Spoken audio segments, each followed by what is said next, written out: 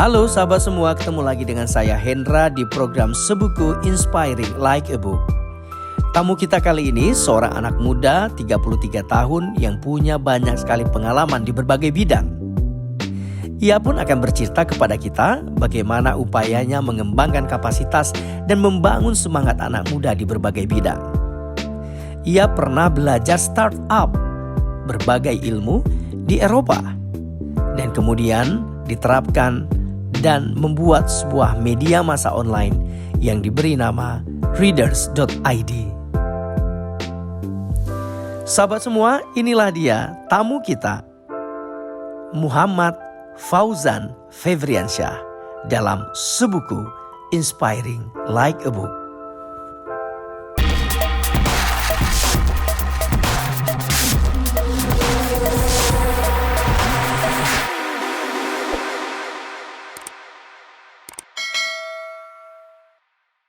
Assalamualaikum warahmatullahi wabarakatuh. Halo, apa kabar sahabat semuanya? Ketemu lagi dengan saya Hendra. Dan tentu saja di edisi Sebuku Inspiring Like a Book. Kali ini kita akan ngobrol dengan salah seorang bintang tamu saya yang juga seorang anak muda, entrepreneur yang banyak sekali sahabat kegiatannya, dan nanti kita akan tanya-tanya pada beliau apa saja yang sedang dilakukan. Langsung saja saya perkenalkan Muhammad Fauzan Febriansyah, atau kita akrab manggil dia Fauzan. Assalamualaikum Fauzan. Assalamualaikum Bang Hendra, sehat Bang? Alhamdulillah. Ini kita udah lama merencanakan, baru akhirnya finally ini terjadi. Iya, makanya di tengah Banda Aceh. Di tengah Banda Aceh. Sedang diguyur hujan. Oke. Dan sahabat semua, kita juga sedang berada di Pustaka Cafe, salah satu cafe yang kopinya enak sekali, dan saya rekomendasikan pada Anda untuk bisa datang ngopi, ngajak teman-teman, atau mau ngobrol buat acara. Yang penting tetap menjaga protokol kesehatan, ya, tetap menjaga tidak dalam kerumunan agar kita bisa makin mengecilkan terjadinya penularan COVID-19 di sekitar kita. Baik, Jan, kita tahu ya bahwa Abang pernah ngecek juga, baca di beberapa referensi banyak media massa yang baru, salah satunya adalah Readers.id. Oke. Setelah baca-baca baru tahu pemiliknya ternyata pemimpin umumnya Fauzan Febriansyah gitu. Dan mungkin tidak hanya sekedar itu, kita pengen tahu juga sih aktivitas selama ini gitu kan. Fauzan, pertama-tama ini kan kondisi sedang tidak baik-baik saja ya. Sedang COVID, bukan persoalan COVID dan penyakitnya, ekonomi pun makin tidak menentu.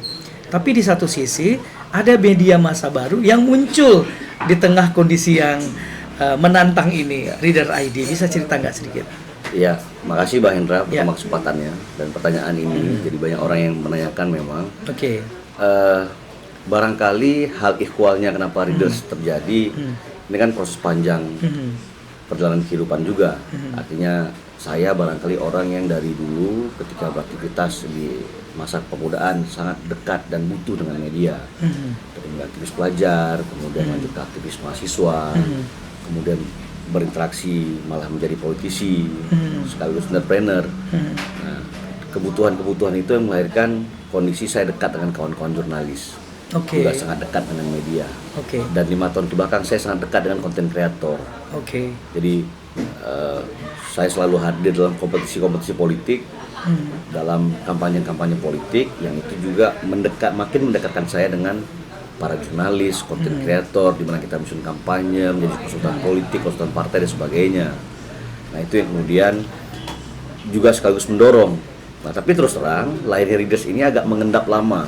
Ya, ketika saya ada kesempatan magang di perusahaan startup di Estonia, di mana pertumbuhan startup Estonia itu tertinggi sedunia dan menjadi penasihat NATO bidang keamanan cyber, saya makin merasa, wah ini kayaknya dunia yang menantang. Nah, kemudian saya memutuskan untuk kira-kira kalau saya pulang ke Indonesia, saya bikin startup apa ya? Kurang lebih ada itu, Bang. Kira-kira akhir tahun 2019. Jadi ketika akan kembali nanti mau ngapain nih? Kan ilmu yang udah ada ini 3 bulan ini mau diapain? Mulailah saya berpikir bikin startup apa ya, gitu kan. Startup pertanian udah ada dan saya nggak dekat dengan dunia pertanian. Kemudian startup bisnis yang sedang tumbuh luar biasa. Kita terpukau dengan Gojek, dengan banyak marketplace, e-commerce dan sebagainya. Tapi kok saya nggak dekat dengan dunia itu. Akhirnya kita kembali ke kebutuhan dasar. Apa yang kita butuh? apa yang menjadi kegelisahan. Nah, kadang-kadang mungkin Bang Hendra juga mengalami. Iya. Kita gelisah dengan hoax yang makin banyak dan luar biasa sekarang. Kadang-kadang juga kita gedeg. Ada informasi A kok medianya nggak sampaikan, atau cara penulisannya kok, atau apa sih yang dibutuhkan. Nah, Readers kemudian lahir dari situ, Bang. Pelan-pelan sepanjang 2020 di mana kita work from home, kita nggak ngapa-ngapain, jadi banyak nonton, banyak baca buku, cari referensi, akhirnya mulai udah nih kayaknya boleh nih bikin startup media pelan-pelan. Tapi apa sih konsepnya? Nah, secara bisnis kita harus cari inovasi dan diferensiasi. Jadi dua kata kunci ini yang kemudian saya cari. Apa sih kalau saya bikin, apa yang membedakan produk A? Kalau air mineral mereknya A, B, C, D, apa yang membedakan kita dengan yang lain sudah ada? Karena benar seperti Bang Hendra sampaikan tadi, jangan sampai kita menjadi sampah informasi. Nah, barulah saya mulai riset. Jadi ketika udah mulai memutuskan, oke, media, riset dulu nih. Kira-kira mungkin nggak, bisnisnya ada nggak, kontennya apa gitu. Nah, mulai saya riset. Salah satunya adalah misalnya di Indonesia penduduk kita kan 265 atau 270 juta ya. Pengguna internet kita itu di angka 100 sampai 165 juta. Tapi pembaca media terutama online itu belum sampai 100 juta. Jadi di situ saya dapat kesimpulan bahwasannya kalau ada lahir media baru itu nggak saling bunuh. Tinggal bagaimana kontennya, bersinergi ya sebenarnya. Iya. Jadi kontennya apa dan strategi bisnisnya apa.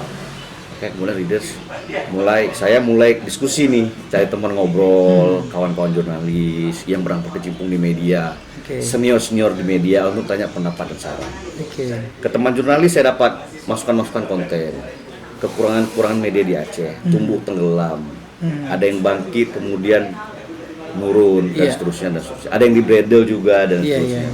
Ke senior saya bertanya dan dapat satu masukan yang bagus sebenarnya. Ketika saya bingung soal konsep dan konten, ada satu senior di media di Aceh menyampaikan bahwasannya tampilan media itulah tampilan CEO-nya. Jadi media itu adalah etalase CEO-nya. Ya. Tiap CEO itu punya karakter, jaringan yang dia miliki sebelumnya, style dan seterusnya. Nah, kau jangan pusing-pusing. Apa yang ada di dirimu, kau tampilkan aja di mediamu.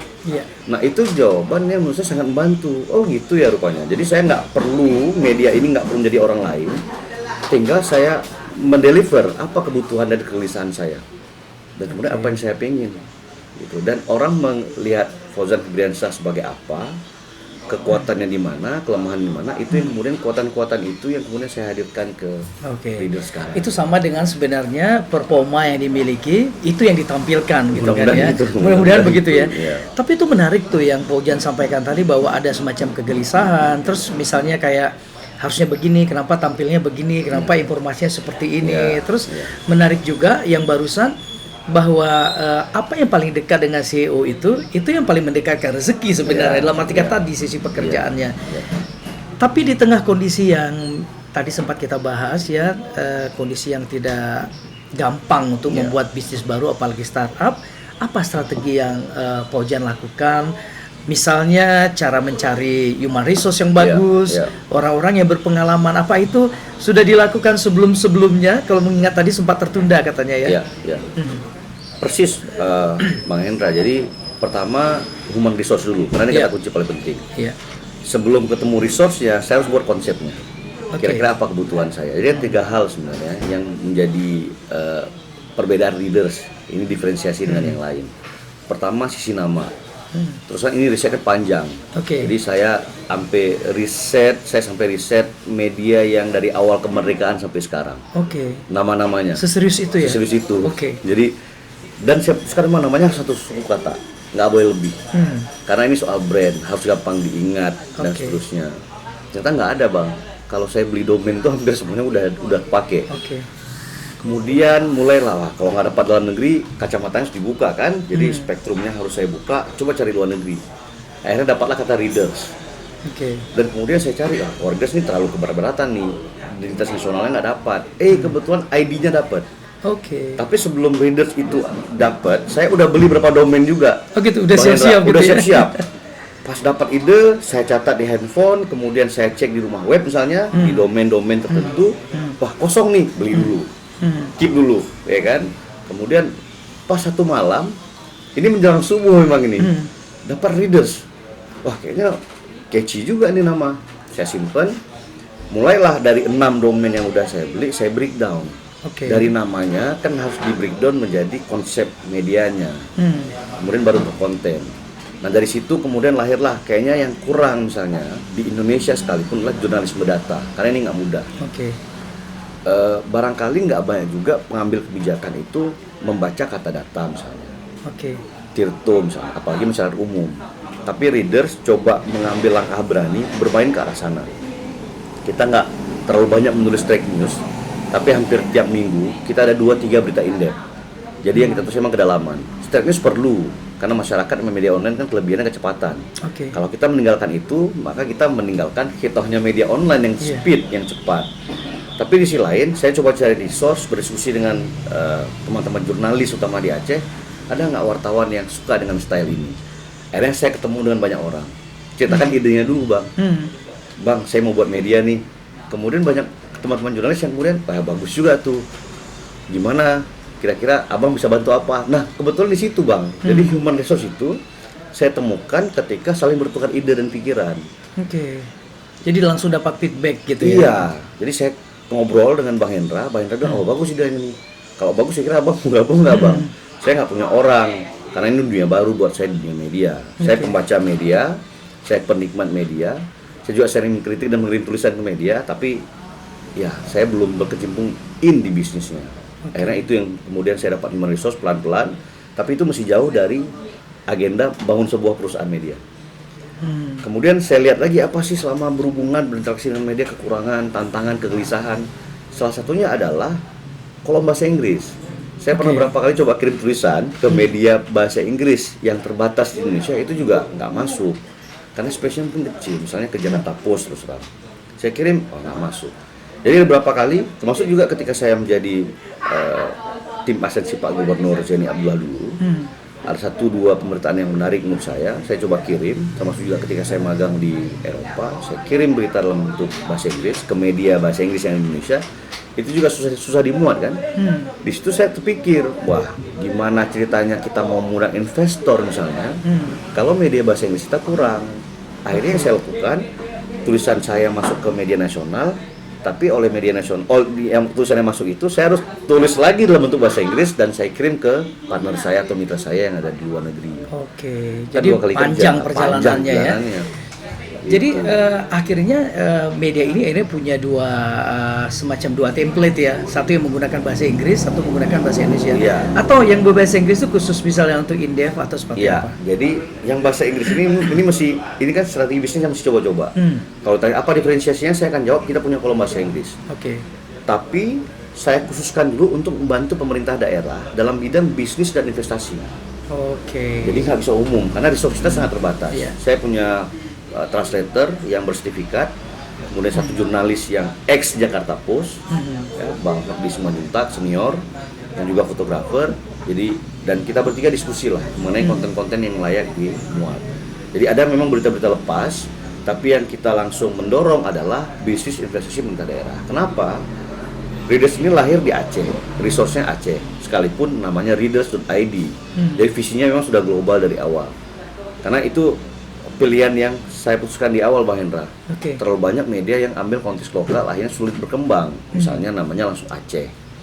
Bukannya saya mengkritik, ya pasti banyak juga yang bertahan. Tapi untuk dia bisa expand 10-20 tahun lagi ini bisa berkembang, ya tentu ada kendala. Makanya kita ambil nama yang umum, yang sedikit global. Nah kemudian kita punya rencana breakdown bisnis yang juga lebih luas.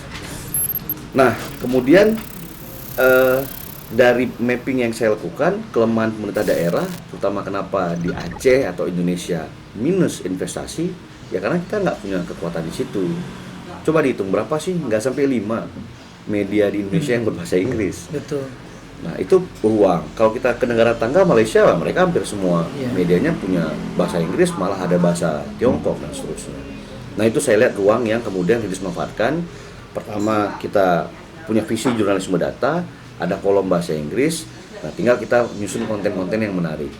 Sosial media kita punya lengkap. Malah dari antara semua platform sosial media yang paling, kalau dalam ukuran followers ya, yang paling ramai followersnya itu justru di TikTok. Dan ini relevan dengan riset yang saya dan tim lakukan, bahwasanya Indonesia ini kan literasinya terendah ke-6. Oke. Ya. Aceh itu terendah ke-6 se-Indonesia. Literasi kita terendah ke-6. Dan sekarang banyak media malah yang bikin konsep-konsep berita pointer-pointer dari satu isu. Jadi misalnya ada infografis. Kita lihat semua media punya infografis. Tujuannya apa? Memancing pembaca. Satu isu yang berat, ada 5 pointer untuk mendorong orang baca ke berita yang lebih panjang. Tapi ada juga yang orang sudah cukup dengan pointer-pointer isu. Nah, TikTok barangkali video 1 menit di situ kalau informatif itu bisa mengupas semuanya, atau memang yang ringan-ringan dikupas diinformasikan dengan hal yang lebih elegan. Gitu. Jadi inovasi dari diferensiasi itu 2 hal yang memang cukup penting gitu ya. Kalau kita simak tadi kan kayaknya Pak Ujan memang sudah mempersiapkan itu cukup lama gitu ya, lewat riset, kaji ini, kaji itu, sampai akhirnya platform pun sebenarnya harus bisa berdiri sejajar dengan kondisi pembaca kan sekarang gitu ya. Tapi begitu lahir nih, begitu launching dan dibaca, itu animo masyarakat seperti apa terhadap Readers ID? Selain ya mungkin sahabat-sahabat dekat selamat ya dan lain-lain. Tetapi kan kita tahu kan misalnya pembaca itu membaca, dan sekarang sudah ada aplikasi yang melihat bahwa mereka membaca sampai selesai atau cuma sebentar aja, itu kan gampang kita akses. Itu gimana? Readers ini lahir 6 Februari. Itu juga kita putuskan bersama tim redaksi. Saya sampaikan di pertengahan Januari, kita domain udah siap, artinya udah setengah persiapan udah siap. Kita lagi ngobrol tulisan apa untuk launching. Jadi di pertengahan Januari itu kita udah siapkan berita konten, jadi konten-kontennya sudah mulai terisi. Di tanggal berapakah kita launching di bulan Februari. Nah, kemudian saya lempar Februari ini semuanya tanggal baik, tapi kemudian kita putuskan tanggal 6 karena itu lahirnya Pramudia Anantatur. Jadi biar gampang diingat aja. Karena senang dengan Pramudia atau memang kebetulan? Barangkali semua di kita, saya dan tim redaksi pembaca buku-bukunya Pramudia barangkali ya. Akhirnya bagus juga tuh tanggal 6 gitu kan. Kawan-kawan jurnalis, oke juga nih, supaya ada hal yang diingat. Apalagi biasanya teman-teman jurnalis atau saya dulu ketika mahasiswa sekalipun, di momentum tanggal 6 Februari ini sering kita bikin diskusi buku, pram dan seterusnya kan. Ya udah, kita putuskan di situ. Nah, strategi marketingnya apa nih? Dan kita putuskan karena masa pandemi juga, kita memang launching online. Jadi launching online itu kita udah minta bantu teman-teman dekat untuk kemudian kita bikin video pendek, video teaser, dan launching di sosial media. Waktu itu launchingnya agak lumayan lah engagementnya. Saya lupa berapa pastinya, tapi kita melibatkan banyak selebgram, teman-teman konten kreator, juga minta bantu sama media-media yang udah ada untuk kemudian ya kami lahir nih untuk bisa menjadi partner, bermitra dengan media lain.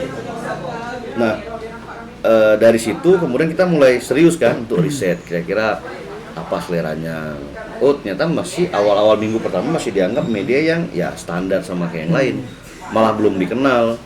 Nah, di situ kemudian saya ambil jalur lain. Kalau gitu kita ubah brandnya nih. Saya punya koneksi berapa katakanlah tokoh-tokoh nasional, publik di sana. Mulai kita main di webinar, Bang Hendra. Jadi Readers menginisiasi beberapa isu, misalnya isu vaksinasi. Kita undang jubir presiden Bang Ojo Rahman. Nah, itu rutin kita lakukan. Supaya apa? Masyarakat melihat, wah ini kayaknya kelasnya beda nih. Baru lahir tapi bisa mengundang tokoh nasional. Nah, itu kayak targeting yang di awal tadi itu ya. Karena memang pasar kita, kalau kita ngomong demografi pembaca, target kita memang kita di awal-awal dibaca oleh pengambil kebijakan. Karena kalau pengambil kebijakan udah baca Readers, saya yakin masyarakat biasa juga udah baca Readers. Karena mereka akan pasti share. Kalau informasi menarik mereka akan share ke masyarakat umum. Contoh misalnya di dunia riset, dunia kampus, Pak Hendra juga di dunia kampus. Kalau katakanlah pengambil kebijakan di kampus, rektor, dekan atau periset itu membaca Readers, dia pasti akan share ke grup WA-nya. Untuk mengarahkan para dosen atau mahasiswa ini baca juga nih. Nah, kurang lebih gitu. Makanya yang kita sasar di awal itu pengambil kebijakan dari mulai ya pejabat publik, eksekutif, legislatif sampai ke ketua-ketua organisasi mahasiswa.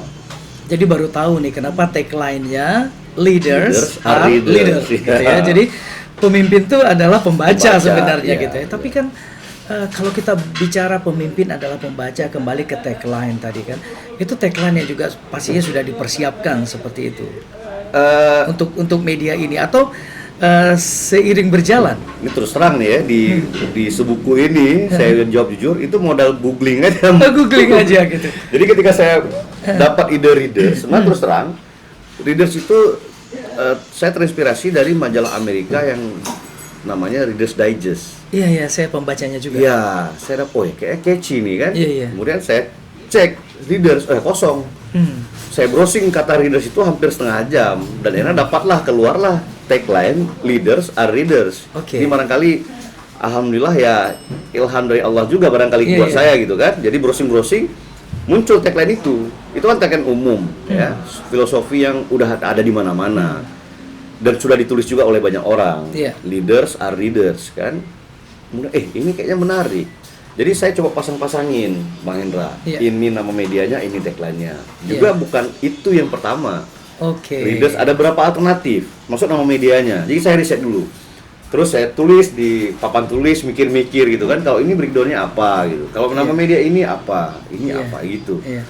Kebayang sih kalau orang strategis pasti pikirannya akan seperti itu ya. Tapi saya sebenarnya senang gitu karena awalnya bukan saja karena membaca nama media ini ya, tetapi tagline-nya itu menurut saya ini tagline ini kan pasti yang namanya strategi marketing ya. Kalau kita belajar, siapapun yang belajar pasti tahu untuk mencari tagline itu kan akan berbicara value kan, yang pengen tawarkan ke masyarakat. Kembali lagi tadi tidak menggunakan nama daerah misalnya Aceh gitu kan, tapi lebih kayak bagaimana sih visi kita agar ini bisa terdistribute ke ruang nasional seperti itu. Apa target-target dalam 10 tahun? Kita nggak bilang 5 tahun ya, 10 tahun yang paling dekat ya. Apa yang ingin dicapai? Untuk readers, saya pikir harus menjadi media yang dibaca di nasional. Itu targetnya. Dari awal saya bilang ke teman-teman, kita punya KPI tiap bulan yang kita evaluasi, target-target tahunan, dan tahun ini misalnya kita punya target platform sosial media kita, salah satunya sudah centang biru. Karena itu menyangkut soal trust. Artinya kalau 1 tahun sudah centang biru, selama setahun kita nggak punya masalah sama sekali dengan aturan-aturan yang ada di platform sosial media. Nah itu juga membangun trust masyarakat. Karena masyarakat lihat, ini udah centang biru nih, artinya ini media yang kredibel dan dapat dipercaya. Jadi ukuran kepercayaan sekarang sangat algoritma, kan gitu Pak Hendra, sangat algoritma, sangat IT dan seterusnya. Nah, itu yang pertama. Yang kedua, kita kan punya target tembus 100 media di Sumatera dulu. Minimal ya. Sekarang kan angka kita 100 media terbaik maksudnya. Terbaik di Sumatera. Jadi kita mau expand dulu ke Sumatera nih. Pelan-pelan. Ya, caranya bagaimana? Saya juga mengundang ada 2 strategi. Pertama, teman-teman saya yang basisnya di Sumatera, tinggal di Medan, Jambi, Bengkulu dan seterusnya, saya undang juga nulis di readers. Kirim berita mereka ke readers supaya jaringan jangkauan kita makin luas. Kedua, dengan strategi webinar tadi. Ya, saya ngundang, kita gilir nih dari mulai teman-teman di NTT dan readers sekarang saya sedang rajin-rajinnya untuk galang menjadi media partner. Jadi kalau ada teman yang undang, Bang mau nggak jadi media partner? Saya langsung jawab yes, supaya makin dikenal dulu. Kemudian yang ketiga, nah ini yang paling penting, banyak penulis yang kemudian mau mengirim tulisannya ke kita, misalnya Mbak Hendra. Ini juga ada trust ya. Ada trust. Ketika kirim tulisan kita nih ada trust. Nah baru yang keempat ya ini kan strategi bisnisnya ngapain ini semua. Jadi kalau terserang bisnis kita di media kan tergantung sama iklan, konten partnership dan seterusnya. Nah kita juga punya strategi yang penting ini hidup dulu di tahun pertama. Tapi dalam 10 tahun kalau step by step ini kemudian terlaksana dengan terukur, saya pikir kita bisa tembus media yang dipercaya secara nasional. Walaupun saya yakin bentuk perubahan itu pasti ada. Dunia media saya rasa sangat dinamis Bang Hendra. Jadi media yang awalnya disiapkan untuk riset bisa berubah. Saya melihat itu ketika riset. Jadi ada media yang siapkan misalnya di awal-awal hanya untuk bicara fashion, kayak Okezone dulu di awal-awal. Sekarang malah sudah sangat umum dan nggak lagi kelihatan bentuknya. Ya kita biarkan aja, ini kan tergantung dari bisnis pembaca dan seterusnya. Bisa jadi nanti berganti pemilik saham, berubah jadi konsepnya. Tapi saya punya visi bahwasanya readers selama 10 tahun ke depan kita bisa tembus media nasional. Dari sekarang kita juga bulan depan juga launching YouTube podcast kayak gini, bisa ngobrol di bulan depan. Kemudian juga kita juga bisa cetak publikasi majalah, tabloid dan lain sebagainya. Jadi secara bisnis ini sudah dipersiapkan untuk ya 10 atau 20 tahun ke depan. Tinggal bagaimana perlahan kita ngomong bulan tapi ngomong hari per hari. Iya betul. Bang Hendra, jadi bisnis media online itu hari per hari, hari ini apa isunya, besok apa, supaya sampai ke target yang kita tuju. Artinya go ahead-nya day by day ya. Iya, Jadi day by langsung day. dipikirkan Betul, seperti betul. itu. Di tengah kondisi yang termasuk juga misalnya media di lokal ya. Persaingan misalnya seperti Iya. itu. Kalau tadi walaupun Pak Ojan nggak bilang adanya persaingan seperti Iya. itu. Bagaimana perusahaan media ini untuk mengelola informasi yang kelihatannya sangat eksklusif seperti itu ya. Terus akhirnya sebenarnya kalau wujud informasi itu kan masyarakat semua harus baca. Betul, betul. Ya, terlepas itu diberitakan di satu media atau Betul, tidak gitu. betul. Nah, bagaimana nih Readers ini menginisiasi Ya. agar tidak menjadi bagian pembatas, tapi justru membuka batas itu agar dekat ke masyarakat. Ya. Pertama, sisi isu kita coba di awal di 3 bulan pertama kita nggak main di isu hukum Oke. dan kriminal, karena udah banyak media-media lain yang konsentrasi di isu korupsi, kriminal, pemerintahan. Kita memang ambil isu ekonomi, investasi, dan ekonomi kreatif. Oke. Jadi saya memang mendekatkan diri dengan teman-teman di UMKM, mendekatkan diri di, misalnya saya juga pimpinan salah satu lembaga kepemudaan dalam isu-isu Islam. Saya juga makin dekat ke isu literasi syariah. Apalagi kita baru lahir kanun LKS misalnya. Jadi keputusan-keputusan di Aceh, di nasional, peluang-peluang di nasional itu kita tangkap. Kemudian investasi. Ini yang sedang digalakkan. Karena apa? Kita sedang resesi kan. Oke. Ketika pandemi kita ada penurunan, tapi pemerintah sedang galak-galakannya misalnya bantuan UMKM, program bisnis, mendorong misalnya dari mulai pelajar itu sudah berwirausaha dan seterusnya. Kita ambil segmentasi itu. Dan dalam 3 bulan pertama, ini kita baru 4 bulan, Bang Hendra, 3 bulan pertama memang terasa dampaknya. Oke. Jadi masyarakat bisa langsung mengidentifikasi, wah ini isunya agak beda. Sekalipun tetap kita akan tulis berita soal pemerintahan, soal politik, tapi dalam seminggu itu bisa direset, selalu ada isu bisnis, investasi, dan ekonomi kreatif yang diangkat oleh Readers.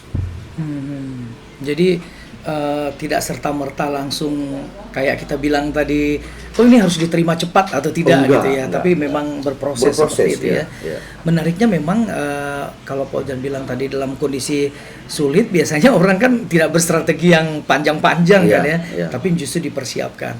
Mengenai dukungan nih, ada yang mau dilanjutkan atau gimana? Iya, saya teringat Pak Sandiaga 2 minggu kemarin Ketika ke Aceh. ketika ke Banda Aceh, dalam pidatonya di Aula Wali Kota Banda Aceh menyampaikan, dan itu saya kayak dapat eureka baru. Iya. Pak Sandi sampaikan, bisnis yang baik adalah bisnis yang dilakukan saat krisis, yang dimulai saat krisis. Betul. Wah, ini saya nggak pernah baca itu sebelumnya. Mungkin Pak Sandi juga punya banyak referensi, tapi itu makin meyakinkan saya bahwa ini nggak salah.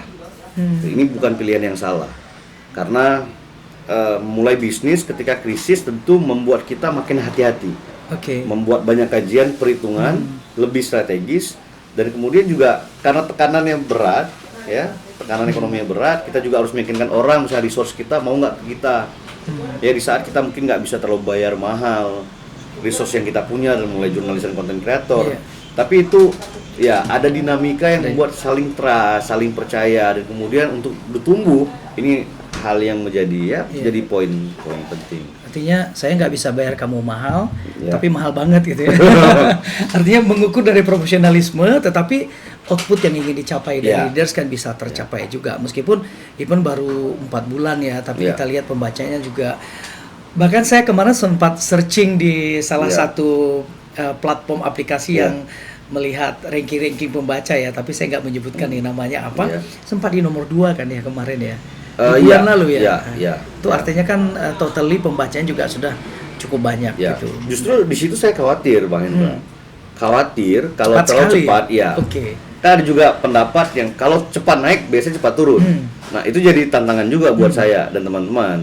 Kita cepat naik, mudah-mudahan ya bisa Naik stabil lagi gitu ya. Atau naik lagi. Bisa stabil pelan-pelan dan justru naik lagi. Oke. Karena memang dari awal ketika kita launching di bulan pertama ini sudah terukur. Jadi kita punya webmaster, kita rapat di redaksi. Kalau begini kita tiap bulan, kira-kira untuk ukuran Aceh, saya tanya gitu ya ke teman-teman, kita bisa dapat nomor berapa? Ada yang bilang, Bang, kalau ini kita 6 bulan jadi.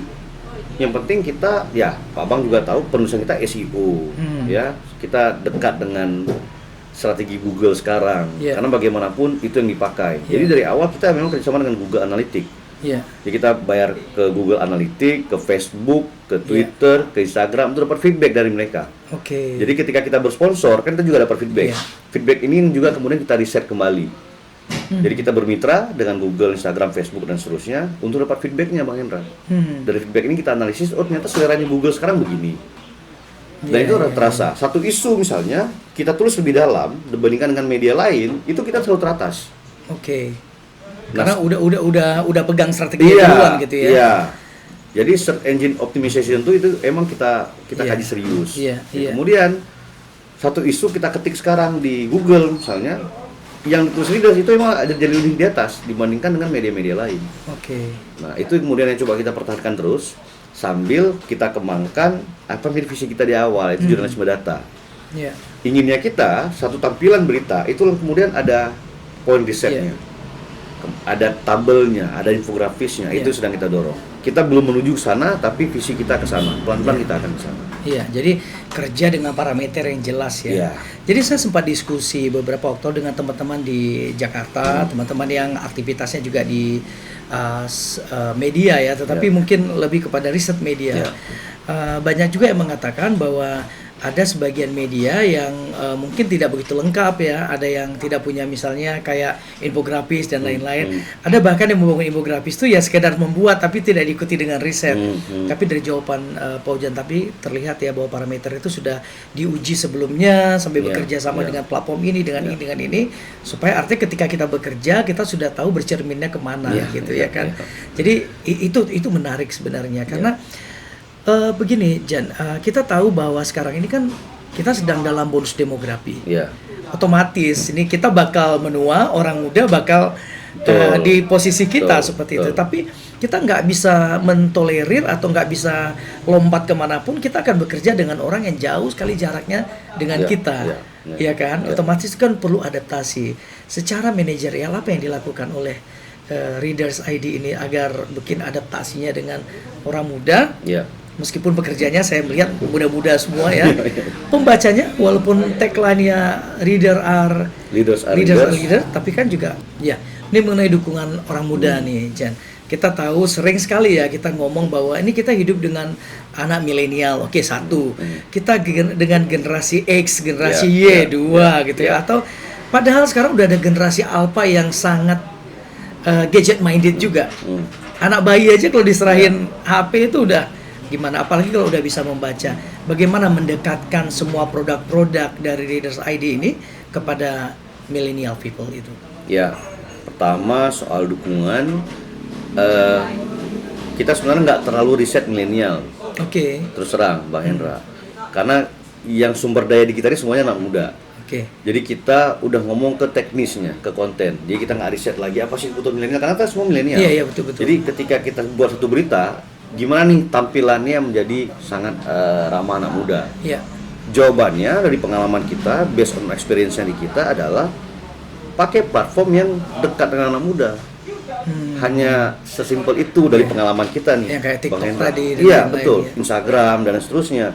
Jadi misalnya nanti Bang Hendra bisa lihat ada video Pak Presiden menyampaikan bahwasanya saya tidak akan mau maju 3 periode. Kita bikin TikToknya. Dan tau nggak Bang Hendra berapa viewernya? 1,4 juta sekarang. 1,4 juta ya. Ada sih yang ngomong kemarin ke saya. Kita bikin TikToknya 1,4 juta. Sekarang udah 12.000 komen, ratusan ribu like. Dan hampir sorry itu sih, tapi ini faktanya memang hampir semuanya nggak percaya dengan omongan Pak Jokowi di situ. Nah, tapi itu kan video yang sebenarnya nggak terlalu beredar di masyarakat. Kita ambil video itu, kita kutip dari Biro Set Presiden, Sekretariat Presiden. Kita ambil, kemudian kita jadikan dalam konten TikTok, dan akhirnya hampir semua milenial baca. Nah, jadi kita ketika mendekatkan diri ke milenial, hanya kata-kuncinya platform. Menggunakan platform yang memang dekat dengan milenial. Jadi kita nggak mikir memang Readers tetap dengan stylenya ketika buka web gitu ya. Ini memang media yang serius, digarap yang serius.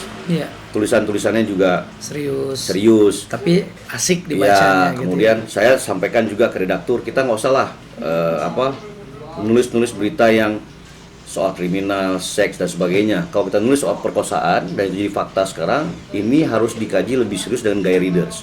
Kenapa fenomena yang terjadi? Misalnya kemarin ada putusan yang kemudian di tingkat 2 di Mahkamah Syariah itu membatalkan putusan tingkat pertama. Ada pemerkosa tapi dibebaskan itu ya. Dibebaskan. Ini kan, dan kalau kita riset dan readers mau riset ini bukan cuma di Aceh tapi hampir di seluruh Indonesia Juga seperti itu. apa masalahnya? Kita terus sedang riset ini. Nah, itu yang style readers. Tapi kita nggak akan nulis berita kayak koran kuning stylenya. Dengan bahasa-bahasa yang vulgar, itu nggak akan kita temukan di readers. Jadi cara mendekatkan konten kita dengan milenial itu memang di platform. Jadi Instagram yang kita buat lebih catchy, dan kebetulan kalau saya lihat di Aceh belum ada media yang serius menggarap sosial medianya. Makanya saya memang meng-hire 2 orang konten kreator yang khusus menggarap sosial media. Untuk apa? Ya dekat dengan pasar milenial. Jadi di WhatsApp group misalnya, tempat kita saling share, itu cuma bukan di-share beritanya, tapi kadang infografisnya readers, itu kan tampilan konten yang readers bikin dan seterusnya. Itu Bang. Ya, jadi menarik ya. Kembali ke percakapan di awal itu tergantung bagaimana perjalanan bisnis relation dari si CEO-nya kan. Itu mungkin jadi jalan ya. Oke Jan, ini kita sayang dianggurin nih, Bang kita Hendra. ngopi dulu ya. Dan teman-teman semua, ini adalah kopi yang paling spesial di Pustaka Kopi ini. Ini kalau nggak salah namanya kopi apa sih namanya? Ice Cube. Ice Cube ya. Jadi ini ada susunya, ini ada kopi yang sudah dieskan ya maksudnya. Tinggal tuang susu, kopi yang sudah jadi es batu. Ya. Nah, ini mencair lagi nih. Dikasih gulanya lagi.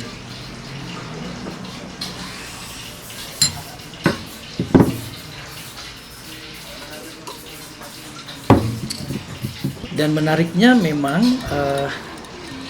banyak orang yang ingin melakukan sesuatu tetapi belum berani untuk melakukan sesuatu ya.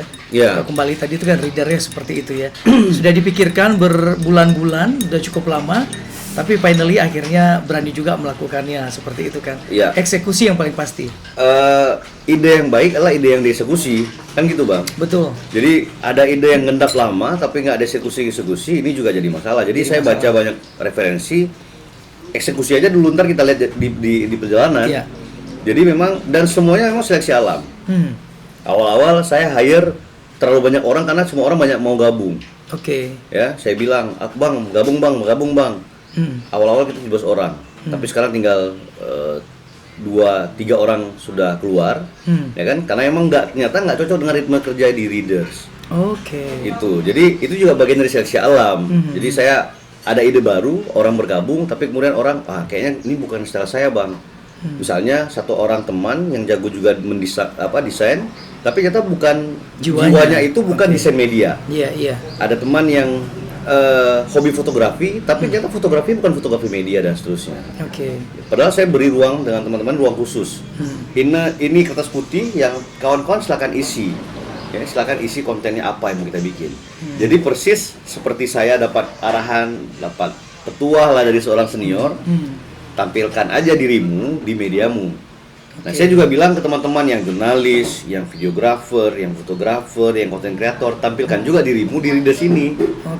Itu. Nah, kemudian sering berjalan waktu 4 bulan, Bang nggak cocok Bang. Tapi mereka nggak keluar, mereka tak bagian dari readers yang mungkin nanti akan menemukan dirinya kembali. Kira-kira apa nih yang bisa aku kontribusi? Karena saya selalu bilang ke teman-teman, yang paling penting di kita ini kontribusinya apa? Itu bukan sekedar nama tapi kontribusi ya. Jadi ketika ada teman-teman yang dorong, Bang aku mau buat ini Bang, ayo coba aku mau lihat gitu. Kontribusinya apa? Nah sekarang saya juga dapat banyak tawaran untuk bikin misalnya bisnis office di Jakarta. Itu memang sudah kepikiran. Tapi memang kalkulasinya seperti Mbak Hendra bilang tadi kan, jangan kita terlalu bernafsu ya, mengikuti nafsu nih. Wah ini ada peluang di Jakarta, teman mau bantu, ayo buka. Atau di Medan. Tapi saya juga harus hati-hati dan realistis. Karena bisnis media sekarang memang terus terang sangat ditopang oleh iklan dan sama. Tanpa ini mustahil. Jadi jangan kita bernafsunya pengen cepat besar, tapi kemudian nggak punya hitung-hitungan bisnis dan diferensiasi kita. Kalau Readers disandingkan dengan media nasional kan, ya kurang lebih ya nggak ada bedanya. Betul. Bang Hendra, makanya kita perlu waktu supaya makin dikenal. Karena kalau saya lihat bisnis media ini sama seperti orang menilai kualitasnya cerutu atau wine. Oke. Makin lama dia makin dihargai. Itu. Jadi media baru baru nih. Tapi orang akan lirik, ya, karena hal yang baru itu kan cuma 2 pilihannya, dilirik atau dianggap remeh, ya kan? Nah, di bisnis media saya kaji, saya riset, makin lama umur sebuah media ini trustnya juga makin panjang. Nah, untuk sampai ke setahun yang penuh perjuangan ini, yang saya lakukan itu adalah konsisten pada ide-ide awal.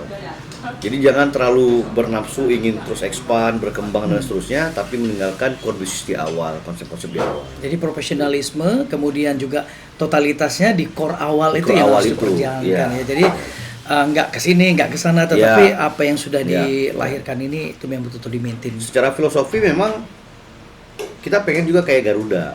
Jadi sebuah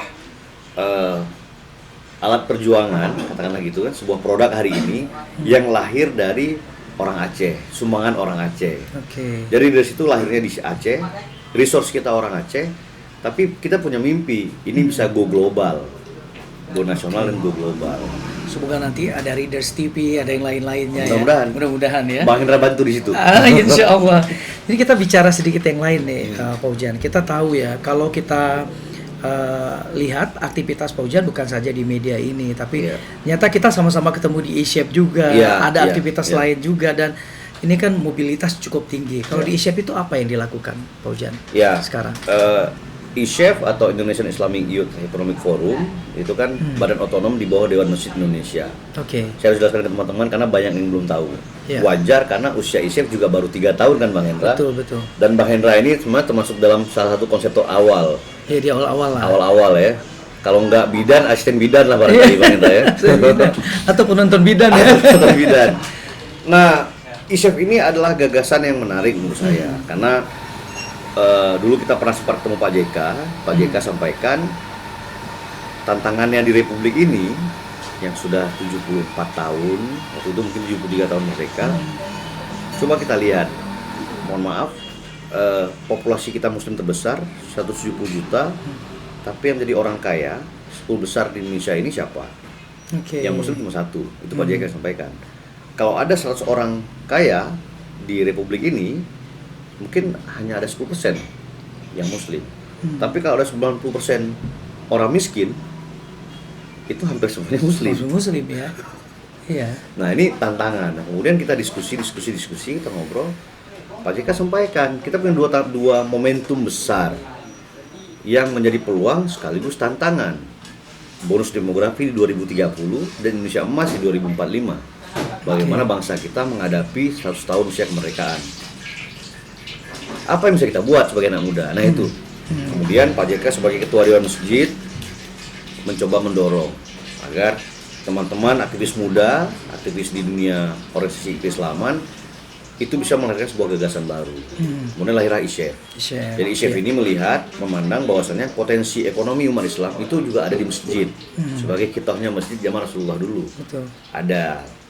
Terus terang ada ibadahnya, ada dimensi ibadah, tarbiyah sekaligus muamalah. 800.000 masjid di Indonesia, kalau semuanya punya unit usaha, ini kan juga bisa membantu bukan saja ekonomi pengurus masjid, tapi juga lingkungan sekitar. Nah, saya kebetulan dapat amanah dan dorongan yang sama. Jadi setelah Bang Hendra mengkaji, ada teman saya dan adik saya di situ, sama seperti bagian dari Bang Hendra. Kemudian saya didorong, Zan, jangan jadi bagian dari konseptor aja, tapi ayo bantu eksekusi di Aceh. Jadi eShape ini sebuah organisasi yang saya menarik, nggak punya orientasi politik. Karena kenapa ukurannya? Ukurannya kita nggak punya struktur, Bang Hendra, di kabupaten kota. Jadi hanya punya pengurus di provinsi. Nah, kemudian apa yang kita bentuk di kabupaten kota? Itu adalah bisnis berbasis masjid. Nah, sekarang di Aceh dengan usianya yang hampir 3 tahun, kalau di Aceh, kita mudah-mudahan sudah punya unit usaha di Subul Salam, namanya eShape Farm. Ini bisnis pertanian, peternakan berbasis masjid, di mana kita melibatkan pengurus masjid dan share keuntungannya ke masjid. ini peternakan sapi. Iya. Saya mengajak juga teman-teman pengurus sana. Kebetulan pengurus kita, Isyef, wakil ketuanya itu ketua DPRK Kota Subuh Salam. Saya ajak, kemudian dia juga sangat bersemangat mendorong supaya teman-teman kita di sana juga berbisnis. Jadi sebenarnya yang kita dorong itu, kan kita semua ini entrepreneur. Iya, betul. Kita semua ini mau berbisnis. Sekali-sekali kita berbisnis yang ada punya tempat sosial dong. Nah, kita ambil konsepnya Isyef, gagasannya Isyef, bahwasanya kita melibatkan pengurus masjid dan share keuntungan di masjid untuk membangun ekonomi umat. Kita juga punya Isyef Farm di Aceh Utara di Panton, itu bisnis ternak bandeng. Oke. Itu. Ternak bandeng ya. Bandeng. Jadi ada sapi, ada Itu bandeng. kolaborasi dengan masjid juga. Iya, sama. Kitahnya Isyef itu harus dengan masjid. Kalau bisnis nggak pakai masjid, ini bukan Isyef. Tapi betul, kalau ada pengurus masjidnya yang kita libatkan, atau anak-anak muda sekitar, ya kemudian kita jadi pengurus masjid. Jadi harus ada keuntungan buat masjid, kebangkitan ekonomi lewat masjid. Ya, kalau tagline-nya Isyef itu kan satu masjid, satu komunitas, satu usaha ya. Memakmurkan masjid dan dimakmurkan oleh masjid. Iya, memakmurkan masjid dan dimakmurkan oleh masjid. Keren sekali. Itu kurang lebih Mbak Hendra konsepnya Isyef. Iya. Dan ini memang kemudian kita berjalan sekarang di Aceh juga berkolaborasi dengan banyak lembaga. Misalnya juga dengan MES, Masyarakat Ekonomi Syariah, juga dengan perbankan syariah, untuk juga mendorong literasi keuangan syariah. Ini juga penting didorong. Karena pilihannya di Aceh misalnya ketika bisnis berbasis masjid kita makin berkembang, partner kita kan itu perbankan syariah atau lembaga keuangan syariah. Nah, tentu sebagai mitra dan kita juga akan mendorong ke sana, sama-sama berkolaborasi untuk sama-sama memajukan ekonomi umat. Tentu ya pilihannya kita harus sama-sama bangkit nih dari situ. Pilihan di Aceh dari dampak LKS nggak ada pilihan di perbankan syariah, tapi juga kita mendorong perbankan syariah ini untuk ramah pada UMKM dan bisa membangun pengusaha-pengusaha lagi ya. Persis. Makin banyak. Persis. Jadi ukuran di Isyef dari mulai sejak kelahiran sampai sekarang, berapa sih yang bisa Isyef lahirkan pengusaha-pengusaha muslim yang bisa tangguh dan masuk ke dalam jajaran 10 orang kaya misalnya begitu. Semoga akan lah. Kita nggak tahu siapa, tapi ini gagasan yang harus didorong. Mudah-mudahan dengan dorongan ini, dukungan kita semua, insya Allah itu akan bisa tercapai ya. Oke, Jan, mungkin sebelum kita closing, ada nggak yang ingin disampaikan tips barangkali kepada teman-teman yang mungkin sedang berencana membuat bisnis atau tadinya ragu-ragu dalam kondisi sulit ini, dilahirkan atau tidak? Tadi statement Pak Ujan tadi juga dari Pak Sandiaga Uno juga, justru bisnis yang bagus ini dalam situasi yang krisis seperti ini gitu. Mungkin bisa. Kalau saya rasanya saya juga ini hal yang baru, Mbak Hendra. Terus terang nggak ada tips. Kalau tips nggak ada. Saya bukan orang yang punya pengalaman puluhan tahun. Tapi memang nggak ada ide atau usaha yang bisa berhasil kalau nggak dimulai. Jadi ya, ayo kita mulai aja dulu. Iya betul. Mulai dengan rendah hati, ya, terus belajar dan banyak bertanya. Saya rasa itu. Jadi mulai bisnis dengan rendah hati, terus belajar dan banyak bertanya. Baik, rendah hati, terus belajar, banyak bertanya. Ini kayaknya prinsip-prinsip apa ya? Bukan saja menciptakan kemajuan, tapi mengundang lagi banyak perhatian, banyak masukan dari banyak pihak. Karena saya di luar forum ini, yang ngobrol kita resmi ini ditonton oleh banyak orang, saya kan juga sering tanya-tanya sama Abang. Bang, apa nih Bang? Walaupun itu biasa aja menurut saya. Ojan, terima kasih ya. Sama-sama, di tengah waktunya sangat sibuk, masih mau memberikan waktunya buat sebuku. Jadi buat Pak Ujan juga dan penonton, kenapa sebuku ini lahir? Sebuku ini juga lahirnya di Februari atau sekitar Maret 2020. Ketika nggak bisa ngapa-ngapain, jadi udah setahun Bang ya? Udah setahun. Terus akhirnya kita sering juga ya kayak tadi itu kondisi sulit, yang tadinya nggak bisa buat video singkat jadi bisa buat video singkat, yang tadinya nggak bisa membuat konsep publikasi jadinya bisa kan. Walaupun dulu bisanya minta-minta tolong di ini gitu kan. Walaupun mungkin bisa kita lakukan, tetapi kondisi yang sulit akhirnya memaksa kita untuk you can do it. Something, bukan saja untuk membahagiakan, tapi ternyata konsep berbagi itu juga bisa mulai dari yang sempit, kondisi yang terbatas. Sukses terus buat Pak Ujan, semoga Readers ID-nya makin maju, makin berkembang, pembacanya makin banyak, dan ekspansi bisnisnya juga makin baik ke depan. Jangan lupa Mbak Hendra juga terus mengkritik kita, kasih saran, masukan. Insya Allah. Sebagai pembaca siap.